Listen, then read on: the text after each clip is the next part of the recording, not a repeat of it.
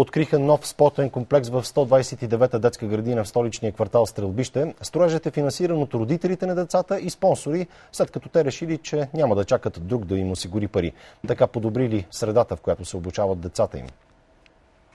Помещението отговаря на всички европейски изисквания. Откриваме една освоена площ, която е превърната в помещение за спорт закрито и други кръжочни занимания. Освен за игра, салонът ще се използва и за провеждане на учебни занимания.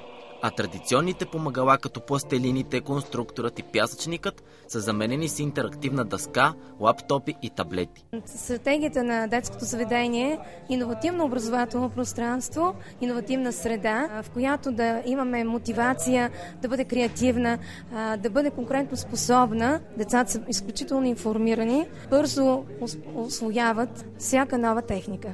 И въпреки работата с новите технологии, децата не са забравили книжките, които са направени специално за тях. Те са разделени в 3 възрастови групи книжките за деца от 5 до 6 години, от 6 до 7 и от 7 до 8.